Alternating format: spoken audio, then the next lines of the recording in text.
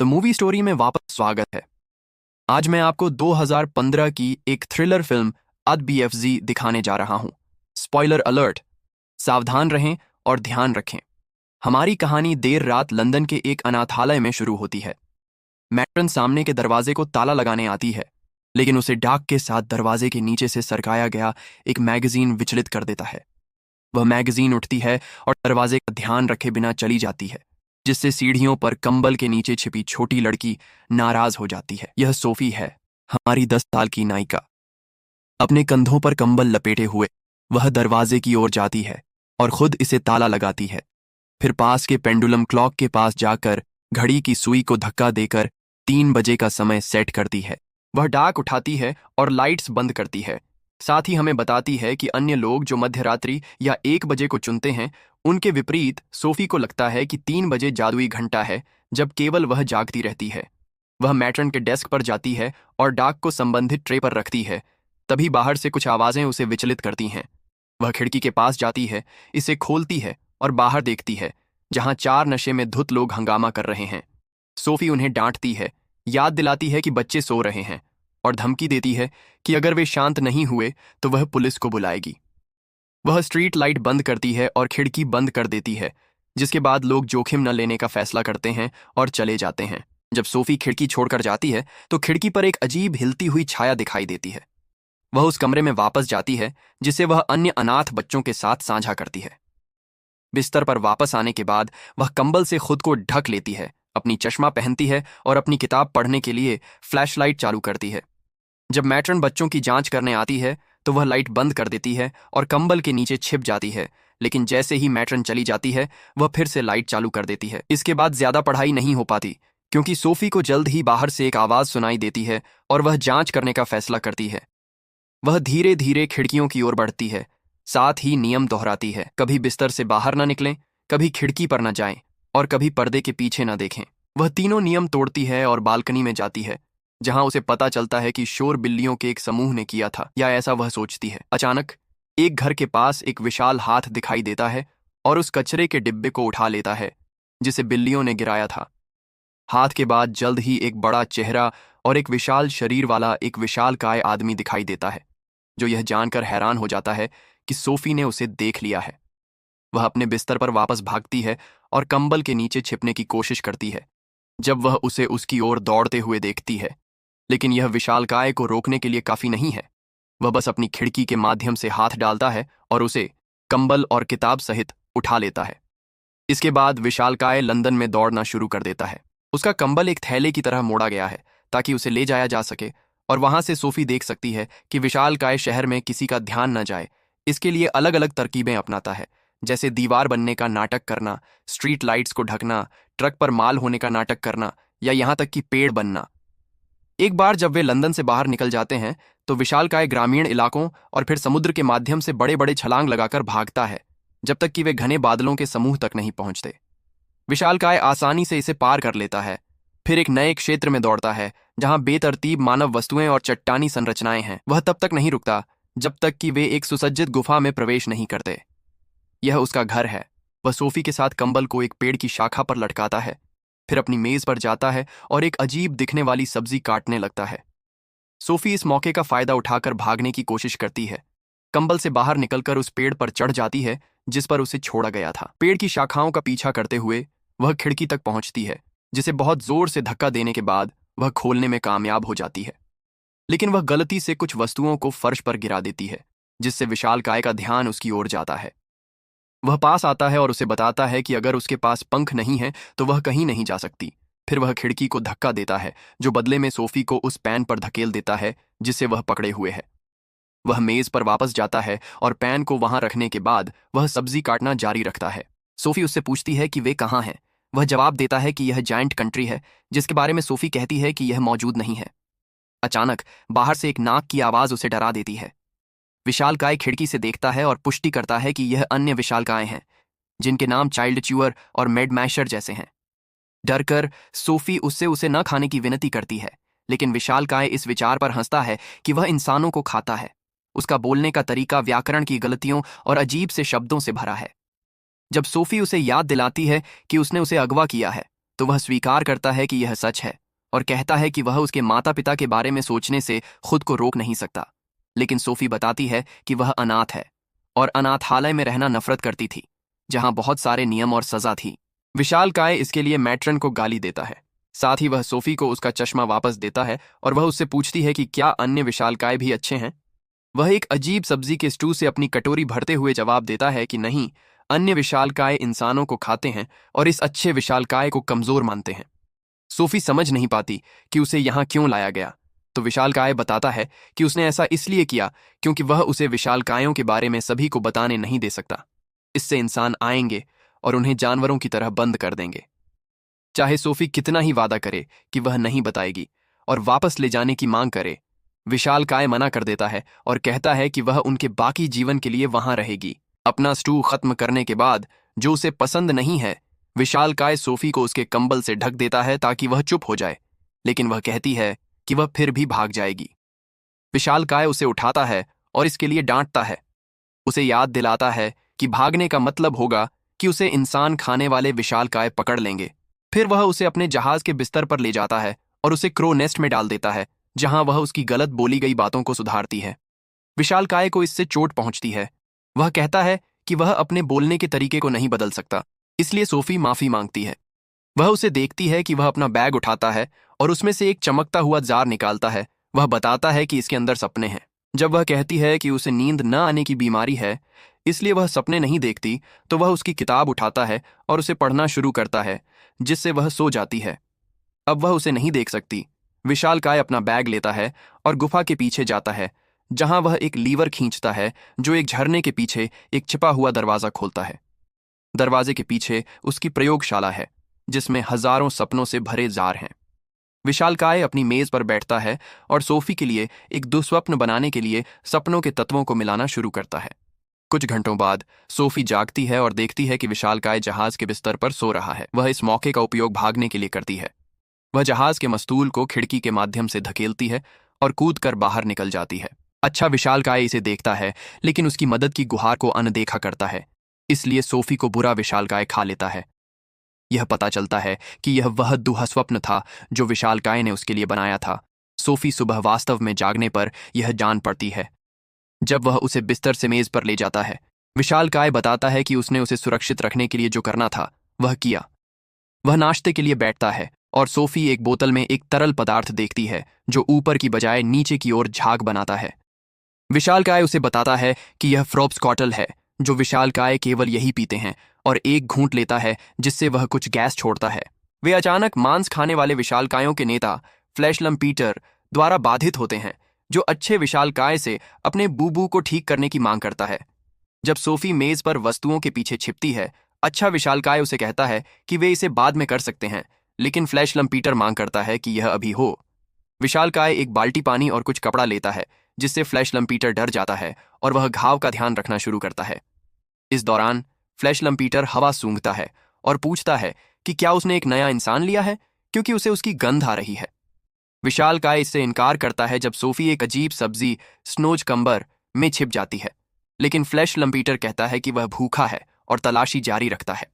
वह स्नोजकंबर ढूंढ लेता है और विशालकाय उसे विचलित करने के लिए इसे खाने के लिए प्रोत्साहित करता है। फ्लैशलम पीटर इसे काटने वाला होता है, तभी विशालकाय को पता चलता है कि सोफी इसके अंदर छिपी है, इसलिए वह उसे रोकता है, उसे याद दिलाकर कि उसे सब्जियां नफरत हैं। इससे फ्लैशलम पीटर स्नोजकंबर छोड़ देता है, इसलिए वह इसके बजाय फ्रोब्सकॉटल की बोतल लेता है और अच्छे विशालकाय को यह कहकर चला जाता है कि वह विशालकाय लोगों के लिए अपमान है। विशालकाय स्नोजकंबर को मेज पर वापस रखता है, जिससे सोफी गंदी होकर बाहर आती है। वह उसे अपनी हथेली पर सवारी करने की पेशकश करता है, जिस पर वह कुछ हिचकिचाहट के बाद चढ़ जाती है। वह उसे सपनों की प्रयोगशाला में ले जाता है, जहां वह एक पानी का टैंक खोलता है ताकि वह धो सके। फिर उसे बॉयलर के सामने रखता है, जो उसे बहुत गर्म लगता है। उसे मेज पर रखने के बाद विशालकाय उसे मानव कपड़ों का एक बॉक्स देता है, इसलिए वह एक चादर के नीचे कपड़े बदलती है, जबकि विशालकाय उसकी चीजों को पेड़ के एक छेद में रखता है ताकि वह वहां सो सके। जब वह मुड़ता है तो सोफी एक ड्रेस और जैकेट पहने हुए है, जो उसे उदास दिखाता है। वह उसे उठाता है और पेड़ के छेद में ले जाता है, क्योंकि उसे काम के लिए निकलना है। जब सोफी पूछती है कि उसका काम क्या है, तो विशालकाय कहता है कि यह एक रहस्य है, लेकिन जब सोफी कहती है कि वह किसी को नहीं बता सकती, तो वह स्वीकार करता है कि यह सपने पकड़ने के बारे में है। सोफी उसके साथ जाना चाहती है, लेकिन विशालकाय मना कर देता है। वह अपनी जैकेट को उलटकर और पेड़ से बाहर निकलकर फिर से पूछती है, बार बार विनती करती है, जब तक कि विशालकाय मान नहीं जाता। सोफी को अपने कंधे पर बिठाकर विशालकाय गुफा से निकलता है और उसे दिखाता है कि दिन के समय अन्य विशालकाय मैदान में कैसे सोते हैं। वह सावधानी और चुपके से उनके बीच से निकलता है ताकि चट्टान तक पहुंच सके, लेकिन फ्लैश लंपीटर अचानक जाग जाता है और उसे उसकी टांग पकड़कर पकड़ लेता है। सोफी गिर जाती है और पास के एक कार में छिपने के लिए दौड़ती है, अपना कंबल पीछे छोड़ देती है, जबकि बुरे विशालकाय अच्छे विशालकाय को फुटबॉल की तरह इधर उधर फेंकते हैं। उन्हें फिर एक खेल का विचार आता है। सोफी के दोस्त को पकड़ने वाला विशालकाय एक कार लेता है और उन्हें पहाड़ी के एक तरफ ले जाता है। दूसरा विशालकाय दो अन्य कारें उठाता है, जिसमें सोफी वाली कार भी शामिल है, और उन्हें दूसरी तरफ ले जाता है। अच्छे दोस्त को कार के ऊपर रखा जाता है और पहाड़ी से नीचे धकेला जाता है, जबकि दूसरा विशालकाय दोनों कारों पर खड़ा होकर दूसरी तरफ से नीचे आता है। टक्कर को आसन्न देखकर सोफी स्टीयरिंग व्हील पकड़ती है और धक्का देती है, जब तक कि वह कार को मोड़ नहीं लेती, जिससे विशालकाय अपने पैर खोलता है और अपने दोस्त के खिलाफ अपने क्रॉच को टकराता है। विशालकायों को यह सब बहुत मजेदार लगता है और वे और धौंसबाजी करने के लिए तैयार हैं। तभी अचानक बारिश शुरू हो जाती है। चूंकि वे सभी पानी से डरते हैं, वे कवर ढूंढने के लिए दौड़ते हैं, जबकि अच्छा विशालकाय सोफी और उसके चश्मे को उठाता है और भाग जाता है। इस बीच बुरे विशालकाय सोफी का कंबल ढूंढते हैं और उसे सूंघते हैं। अब उन्हें यकीन है कि आसपास एक इंसान है। लंबी पैदल यात्रा के बाद विशालकाय एक और घने बादलों के समूह को पार करता है और वे ड्रीम कंट्री में पहुंचते हैं, जहां पहले से ही रात हो चुकी है। विशालकाय सोफी को बताता है कि वह सितारों, जानवरों और पेड़ों की बातें सुन सकता है, फिर उसे जमीन पर उतार देता है। वह एक झील की ओर चलती है जो एक विशाल पेड़ को प्रतिबिंबित करती है, जिसमें ऐसी रोशनी है जो वास्तविक पेड़ पर नहीं दिखती। विशालकाय तब स्वीकार करता है कि उसे पहले बिग फ्रेंडली जायंट कहा जाता था, फिर झील में कूद पड़ता है। सोफी उसका पीछा करती है और प्रतिबिंबित भूमि पर उतरती है, जो वह जगह है जहां विशालकाय पेड़ की पत्तियों से निकलने वाले सभी सपनों को पकड़ता है। एक विशेष रूप से ऊर्जावान सपना है जिसे पकड़ने में विशालकाय को परेशानी होती है, इसलिए सोफी उसे इसके माध्यम से मार्गदर्शन करती है। वह इसे तब पकड़ लेता है जब यह लड़की के पास पहुंच रहा होता है और इसे एक जार में डालने के बाद सपना सोफी का चेहरा बनाता है। विशालकाय सोफी को कुछ सपने पकड़ने के लिए प्रोत्साहित करता है, जो वह थोड़ी हिचकिचाहट के बाद करती है। कुछ अलग अलग रोशनी का पीछा करने के बाद वह एक लाल रंग का सपना पकड़ लेती है, जिसे विशालकाय जल्दी से उसके हाथों से ले लेता है और एक जार में बंद कर देता है, क्योंकि यह एक दुःस्वप्न है। वह बताता है कि यह कहता है, देखो तुमने क्या किया और कोई माफी नहीं होगी। इसके बाद विशालकाय अचानक गायब हो जाता है, इसलिए सोफी उसे चिंतित होकर पुकारती है, लेकिन पता चलता है कि वह बस झील से निकल गया है और अब वह उसे भी बाहर निकाल रहा है। वापसी के रास्ते में सोफी फैसला करती है कि वह उसका नाम छोटा करके उसे BFG कहेगी। कुछ घंटों बाद वे लंदन पहुंचते हैं, जहां BFG अपने सपनों के तुरही का उपयोग करके सोते हुए बच्चों में सपने बांटता है। काम करते समय वह सोफी को बताता है कि वह पृथ्वी जितना पुराना है और वह बच्चों के दिलों की आवाज सुन सकता है, जिसमें उसका भी शामिल है। एक बच्चे को अमेरिकी राष्ट्रपति के बारे में सपना देखते हुए देखने के बाद वे लंदन छोड़ देते हैं, लेकिन अचानक रुककर छिपना पड़ता है जब उन्हें मांस खाने वाले विशालकायों की शहर से वापसी की आवाज सुनाई देती है। वे इंसानों को अगवा कर खा रहे थे। उनके जाने के बाद BFG सोफी से उसके कंबल के बारे में पूछता है और वह कहती है कि उसने इसे जायंट कंट्री में छोड़ दिया, जिससे BFG चिंतित हो जाता है। अचानक हम सोफी को सोते हुए देखते हैं, जो अनाथालय के सामने जागती है। वह सोचती है कि वह सपना देख रही है, लेकिन ऐसा नहीं है। BFG सड़क के अंत में दिखाई देता है और बताता है कि अन्य विशालकायों को उसके बारे में पता चल जाएगा, क्योंकि उसने अपना कंबल छोड़ दिया, इसलिए उसे वहां छोड़ना होगा। सोफी इसे स्वीकार नहीं करती, इसलिए BFG उसे एक लड़के के बारे में बताता है जो पहले उसके साथ रहता था और जिसे वह विशालकायों की भूख से नहीं बचा सका। ये सोफी को डराता नहीं, लेकिन BFG फिर भी चला जाता है। सोफी अनाथालय में अपने बिस्तर पर वापस जाती है और याद करती है कि BFG ने कहा था कि वह सब कुछ सुन सकता है, इसलिए वह बालकनी पर जाती है और कूद पड़ती है, यह जानते हुए कि वह अभी भी आसपास है। वह सही है। BFG उसे जमीन पर पहुंचने से पहले बचा लेता है और उसे अपने साथ ले जाने का फैसला करता है। जब वे जायंट कंट्री में वापस पहुंचते हैं तो फ्लैश लंपीटर उन्हें देख लेता है। सपनों की प्रयोगशाला में वे एक योजना बनाने की कोशिश कर रहे हैं, तभी अचानक बुरे विशालकाय घुस पड़ते हैं और सोफी की तलाश में सब कुछ नष्ट करना शुरू कर देते हैं जो अपने पेड़ के छेद में छिपी है। विशालकायों की नाक उन्हें उसके ठिकाने तक ले जाती है, इसलिए उसे पेड़ छोड़कर प्रयोगशाला में इधर उधर छिपना पड़ता है ताकि उनसे बच सके। बीएफजी के बैग में घुसने की असफल कोशिश के बाद वह एक अलग पेड़ के छेद में घुस जाती है, जहां उसे पिछले लड़के का कमरा मिलता है जिसमें फर्नीचर और चित्र भरे हुए हैं। फ्लैश लम्प पीटर उसे वहां ढूंढने वाला होता है, इसलिए बीएफजी आखिरकार हिम्मत जुटाता है और विशाल कायों को भगाना शुरू करता है। पहले उन्हें गर्म लोहे से मारता है और बाद में पानी की बाल्टी से धमकी देता है। इस बीच सोफी को पेड़ के छेद में रानी का एक चित्र मिलता है और इससे उसे एक विचार आता है। वह बाहर निकलती है और बीएफजी को यह कहने के बाद कि वह खूबसूरती से बोलता है, वह उसे बताती है कि उसके पास एक योजना है। वे रानी से मदद मांगने जाएंगे। इसके लिए उन्हें एक बहुत ही खास दुःस्वप्न की जरूरत होगी, इसलिए वे बीएफजी की मेज पर इसे तैयार करने के लिए जाते हैं। वे बच्चों, विशालकायों द्वारा बच्चों को खाने, सेना, सोफी और बीएफजी की चिंगारियों को एक दुःस्वप्न के साथ मिलाते हैं और इसे एक जार में डालते हैं। योजना यह है कि रानी को यह सपना दिखाकर डराया जाए और वह जागकर खिड़की पर सोफी और बीएफजी को दिखेगी, लेकिन बीएफजी और लोगों द्वारा देखे जाने से इनकार करता है। फिर हम बकिंघम पैलेस में कट करते हैं, जहां देखते हैं कि सोफी बीएफजी को साथ आने के लिए मना लेती है। सैनिकों के बीच से छिपते हुए वे रानी की खिड़की तक पहुंचते हैं, जहां बीएफजी दुःस्वप्न को रानी के दिमाग में उड़ाता है। सुबह होने पर रानी बहुत परेशान होकर जागती है और वह अपने कर्मचारियों मैरी और मिस्टर टिब्स, जो उसका नाश्ता लाने आए हैं, से अपने भयानक सपने के बारे में बात करती है। जब रानी मांस खाने वाले विशालकायों का वर्णन करती है, मैरी अखबार खोलती है और देखती है कि बच्चे गायब हो रहे हैं, जो रानी के सपने से मेल खाता है। संदेह होने पर रानी मैरी से पर्दे खींचने के लिए कहती है, जिससे उन्हें खिड़की के सिल पर खड़ी सोफी दिखाई देती है। वह उल्लेख करती है कि उसका विशालकाय दोस्त उसे वहां लाया, जिससे मिस्टर टिब्स सैनिकों को बगीचे में बुलाता है। रानी को एहसास होता है कि उसने अपने सपने में जो कुछ भी देखा वह सच है और वह सोफी से अपने दोस्त से मिलवाने के लिए कहती है।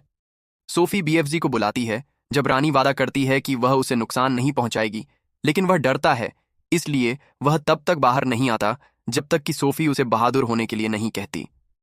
जब वह बगीचे में कदम रखता है तो सैनिक उसे घेर लेते हैं, लेकिन रानी अपने वादे पर कायम रहती है और मिस्टर टिब्स को सैनिकों को पीछे हटने के लिए कहती है। बीएफजी खिड़की के पास जाता है और रानी के लिए झुकता है, उसे बताता है कि वे उसकी सहायता के लिए आए हैं। रानी स्वीकार करती है, लेकिन पहले उसे कपड़े बदलने होंगे। कुछ क्षण बाद जब रानी अपने मंत्रियों और सेना के नेताओं को बुलाती है, सोफी को बेहतर कपड़े और मेकओवर दिया जाता है। फिर वे नाश्ते के लिए निकलते हैं। बीएफजी चारों हाथ पैरों पर चलकर पैलेस में प्रवेश करता है और उनके साथ डाइनिंग रूम में शामिल होता है, जहां उसके लिए एक विशेष विशालकाय मेज तैयार की गई है। फिर उनके लिए भारी मात्रा में भोजन लाया जाता है और जब बीएफजी इसे पहली बार छकता है तो वह स्वाद से प्रसन्न हो जाता है और फैसला करता है कि वह फिर कभी स्नोचकंबर नहीं खाएगा। लेकिन उसे कॉफी पसंद नहीं आती और वह इसे बटलरों पर उगल देता है। उसे लगता है कि एक बेहतर पेय की जरूरत है, इसलिए वह अपने बैग से फ्रोब्सक्वाटल की एक बोतल निकालता है और इसे रानी को उपहार में देता है। तब सेना के नेता आते हैं और रानी उन्हें जायंट कंट्री में बुरे विशालकायों को हराने का आदेश देती है, जिस तक वे बीएफजी के मार्गदर्शन में पहुंचेंगे। ये बताने के बाद कि उसका देश नक्शे के बाहर है, बीएफजी सभी के लिए फ्रोब्सक्वाटल डालता है, यहां तक कि कोर्गी कुत्तों के लिए भी। वे सभी उसके नाम पर टोस्ट करते हैं और एक घूंट लेते हैं, जिससे वे कुछ गैस छोड़ते हैं। रानी घोषणा करती है कि अब योजना को लागू करने का समय है। बीएफजी जायंट कंट्री में वापस दौड़ता है। सेना अपने विमानों में उसका पीछा करती है। जब वे घने बादलों तक पहुंचते हैं तो विमानों के रडार और नियंत्रण पागल हो जाते हैं, लेकिन वे किसी तरह सुरक्षित रूप से पार कर लेते हैं। सेना सही समय का इंतजार करने के लिए पीछे रहने का फैसला करती है, जबकि बीएफजी और सोफी सपनों की प्रयोगशाला में लौटते हैं। वहां वे झील में पकड़े गए सपने का उपयोग करके विशालकायों के लिए एक नया दुःस्वप्न बनाते हैं। यह भयानक निराशा पैदा करेगा। मिश्रण पूरा होने के बाद वे जार को बाहर ले जाते हैं और बीएफजी सोफी को बताता है कि उसका अपना सपना एक परिवार बनाना है, जो वह यहां रहकर हासिल नहीं कर सकती। बीएफजी उसे चिंता न करने के लिए कहता है, क्योंकि वह हमेशा उसके लिए वहां रहेगा और अपने बड़े कानों से उसे सुन सकेगा। जब सूरज निकलता है तो विशालकायों में दुःस्वप्न फैलाने का समय आता है, लेकिन बीएफजी को एहसास होता है कि उसने अपना तुरही पैलेस में भूल लिया, इसलिए सोफी जार लेती है और खुद विशालकायों के पास ले जाती है। वह सोते हुए विशालकायों के बीच में जाती है, लेकिन जार खोलने में असफल रहती है। फ्लैश लम्पीटर तब जाग जाता है और उसे देख लेता है, इसलिए सोफी तात्कालिक रूप से जार को तोड़ देती है ताकि दुःस्वप्न निकल जाए, जो जल्दी से विशालकायों के दिमाग में घुस जाता है। फ्लैश लम्पीटर अपना दुःस्वप्न पकड़ लेता है और उसे कुचल देता है, लेकिन अन्य विशालकाय इससे प्रभावित हो जाते हैं, इसलिए वे अपराध बोध से घिरकर इधर उधर भागने लगते हैं। गुस्से में फ्लैश लम्पीटर सोफी को पकड़ने की कोशिश करता है, लेकिन BFG उसकी रक्षा के लिए कूद पड़ता है। फ्लैश लम्पीटर उसे उठाता है और मुक्का मारने वाला होता है, तभी उसका हाथ अचानक कुछ तारों से पकड़ लिया जाता है। विमान आखिरकार आ गए हैं। सोफी मैदान में इधर उधर दौड़ती है ताकि टकराव से बचे। जब सेना उन पर उतरती है, सभी विशालकायों को तारों और जालों से पकड़ लेती है। BFG उसे सुरक्षित रखने के लिए उसे उठाता है और वे एक साथ विमानों को उड़ते हुए देखते हैं, जो विशालकायों को अपने साथ ले जाते हैं। उन्हें एक अलग थलग द्वीप पर ले जाया जाता है, जहां से वे भाग नहीं सकते और उन्हें केवल घृणित स्नोजकंबर और इसके बीज खाने के लिए छोड़ दिया जाता है। इस बीच सोफी लंदन लौटती है, जहां वह मैरी, मिस्टर टिब्स और रानी के कोरगी कुत्तों के साथ रहने के लिए बकिंघम पैलेस में चली जाती है। फिल्म का अंत सोफी के एक सुबह जागने के साथ होता है, जो हमें बताती है कि उसने BFG के अपने देश में खुशी से रहने और अपने बगीचे में नई, बेहतर स्वाद वाली सब्जियां उगाने का सपना देखा था।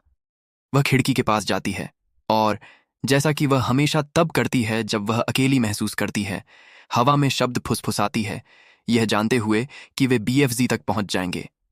जायंट कंट्री में BFG मुस्कुराता है जब वे शब्द उसके कानों तक पहुंचते हैं। अधिक वीडियो देखने के लिए सब्सक्राइब करना सुनिश्चित करें और नोटिफिकेशन चालू करें। देखने के लिए धन्यवाद।